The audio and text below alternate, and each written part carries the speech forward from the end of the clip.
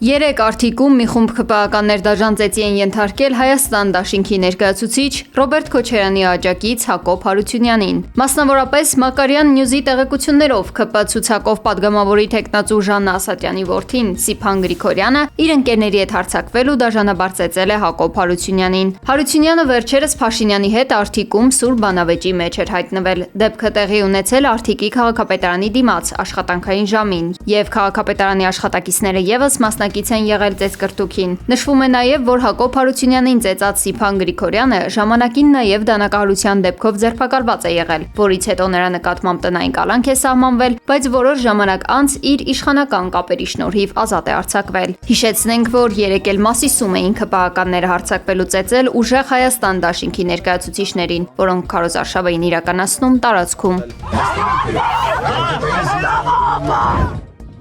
Դատարանը 2 ամսով կալանավորել է ուժեղ Հայաստան դաշինքի անդամ Ալեքսան Ալեքսանյանին։ Նրան քննչական կոմիտեն մեղադրում է ենթադրաբար բազմաթիվ անձանց նյութապես շահագրգռելու եւ առանձնապես խոշոր չափերով փողերի լվացման համար։ Փաստաբանների խոսքով տեղի ունեցողը ոչ այլ ինչ է, քան քաղաքական հետապնդում։ Մեր վստահորդի արարքում որևէ հանցագործության հատկանիշներ առկա չէ եւ այս ամեն ինչը ուղղակիորեն քաղաքական հետապնդման հերթական դրսևորման ձևերից է։ Բոլորին հայտնի է, որ մեր վստահորդը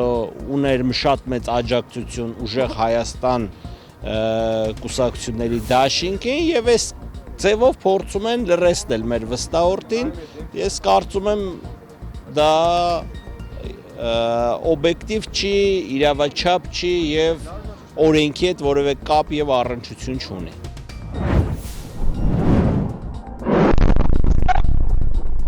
Քուվեյթը արտակարգ դրություն է հայտարարել իր միջազգային օդանավակայանում իրանական անօդաչու թռչող սարքերի եւ հրթիռների հարվածների պատճառով։ Գիշերը իրանական հրթիռային համակարգը զանգվածային հարվածներ է հասցրել ամերիկյան ռազմաբազաներին Քուվեյթում ու Բահրեյնում։ Իրանի Իսլամական հեղափոխության պահապանների կորպուսը հայտարարել է, որ սա պատասխանն է Իրանի ազգային ինքնիշխանության դեմ ուղղված ագրեսիայի։ Օդային հարձակման նախազգուշացումներ են հնչել նաեւ Սաուդյան Արաբիայում եւ Արաբական Միացյալ Էմիրություններում։ ԱՄՆ-ն այս ամենի ֆոնին հերքել է Իրանի հարվածների հաջողությունը Բահրեյնում գտնվող 5-րդ նավատորմի շտաբի եւ Քուվեյթի ավիաբազայի դեմ։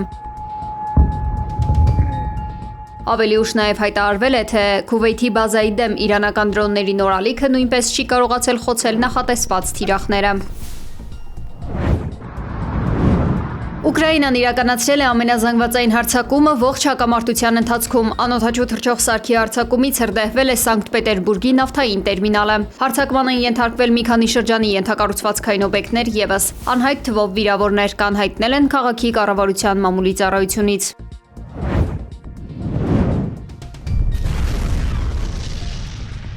Ուկրաինական ԱԹՍ-ն Յենա-Կիևոյում հարձակվել է Մոսկվա-Սիմֆերոպոլ երթուղային ավտոբուսի վրա։ Նախնական տվյալներով զոհվել է 7, վիրավորվել 11 մարդ։ Կադրերում երևում է ուկրաինական կամիկաձե անօդաչու թռչող սարքը, որը միտումնավոր թիրախավորում է քաղաքացիական անձանց տեղափոխող մեքենաները։ Կալիֆոռնիայում անհայտ անձը գրավել է բանկը եւ պատանդ է պահում մարդկանց։ Ըստ ABC News-ի աղբյուրների ԱՄՆ ոստիկանությունը շրջափակել է տարածքը եւ սկսել բանակցություններ վարել հանցագործի հետ։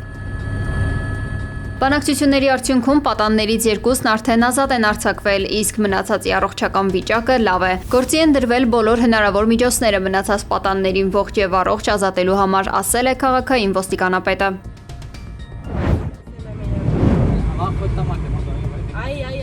Իսպանիայի Մուրսիա քաղաքում անտառային հրդեհները տարածվել են շուրջ 170 հեկտարից ավելի տարածքում։ Իշխանությունները արտակարգ դրություն են հայտարարել։ Սկսել են բնակիչների տարհանումը։ Որոշ շրջաններում էլեկտրաէներգիան անջատվել է։ Մարդիկ դիմակներով են դուրս գալիս փողոցներ։ Ճապոնիայում գրանցվել է վերջին շրջանի ամենահզոր թայֆուններից մեկը։ Չանմի թայֆունի հետևանքով երկրում առնվազն 23 մարդ է տուժել։ Աղետի պատճառով շուրջ 48,000 տուն մնացել է առանց էլեկտրամատակարարման։ Անբարենպաստ եղանակի պատճառով երկրում չեղարկվել է մոտ 760 ներքին եւ ավելի քան 90 միջազգային ավիաչվերթ։ Իշխանությունները բնակչությանը նախազգուշացրել են նաեւ հնարավոր ջրհեղեղների, սողանքների եւ բարձր ալիքների լուրջ վտանգի մասին։